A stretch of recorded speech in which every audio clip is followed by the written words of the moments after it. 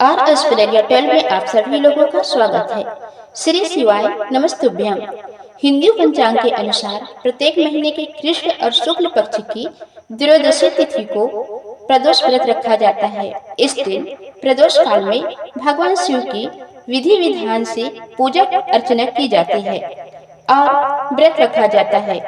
क्योंकि इस बार आषाढ़ मास के कृष्ण पक्ष की त्रयोदशी तिथि रविवार को पड़ रही है, इसलिए इसे रवि प्रदोष व्रत या भानु प्रदोष व्रत कहा जाएगा।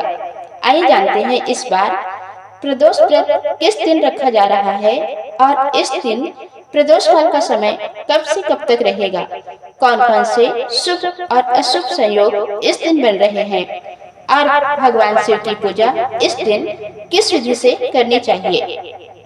रविवार के दिन जब भी प्रदोष व्रत पड़ता है, तब उस दिन भगवान शिव के साथ साथ सूर्य देव की पूजा अर्चना करके सूर्य देव को जल अर्पण करने से समाज में मान सम्मान की प्राप्ति होती है, रोगों से मुक्ति होकर उत्तम स्वास्थ्य की प्राप्ति भी होती है। इस बार त्रयोदशी तिथि 12 जुलाई दिन रविवार को सुबह तड़के 2:05 से प्रारंभ होगी। पूरा दिन त्रयोदशी तिथि रहेगी और उसी दिन रात के समय 12 जुलाई रविवार की रात को ही 10:30 बजे त्रयोदशी तिथि का समापन होगा।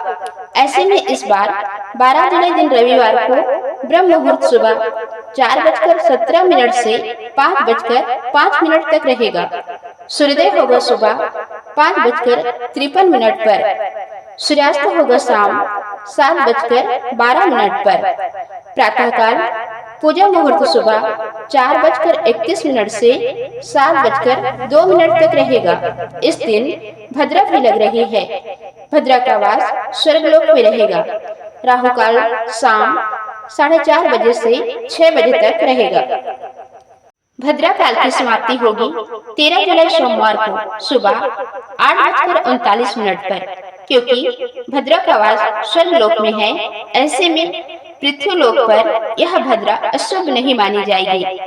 पूजा पाठ संबंधी या पारण संबंधी कार्य आप भद्रा काल के दौरान कर सकते हैं। 12 जुलाई रविवार को प्रदोष काल का समय रहेगा शाम 6:27 से लेकर 7:57 तक। तो शाम की मुख्य पूजा आपको इस समय करनी है। इसके बाद में आप व्रत का पारण कर सकते हैं। प्रदोष व्रत के दिन प्रातःकाल जल्दी उठकर स्नान करके साफ स्वच्छ वस्त्र धारण करें। इसके बाद हाथ में जल लेकर व्रत का संकल्प लें। भगवान शिव के समक्ष दीपक जलाएं। दिन भर निराहार या फलाहार रहकर व्रत का पालन करें। मन ही मन ओम नमः शिवाय मंत्र का जाप करें। संभव हो तो सुबह के समय भी शिवलिंग पर जल या कच्चा दूध अर्पित करें। तामसिक विचारों से दूर रहें।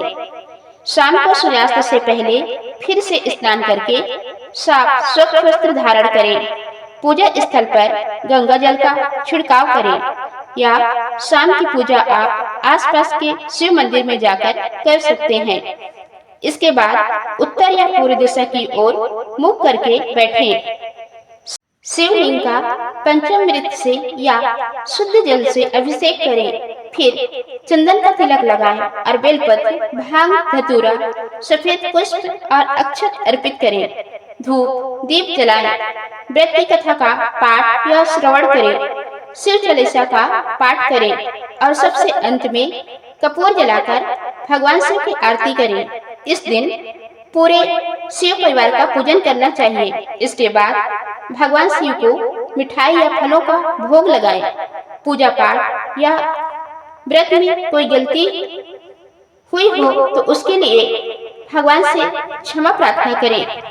पूजा संपन्न होने के बाद सभी को प्रसाद बांटें और जल या फिर पारण सामग्री जो भी फल या मिठाई का भोग आपने भगवान को लगाया है उसे ग्रहण करके व्रत का पारण करें।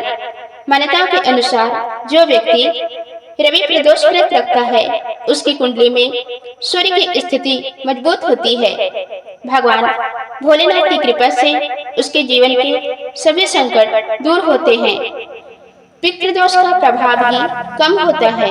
इस दिन सूर्य देव को अर्घ देते समय तांबे के लोटे में शुद्ध जल, कच्चे चावल, लाल पुष्प और लाल चंदन मिलाकर अर्घ देना चाहिए और गायत्री मंत्र का जाप करना चाहिए। तो दोस्तों, ये थी आज की वीडियो। उम्मीद है आपको जानकारी अच्छी लगी होगी। धन्यवाद।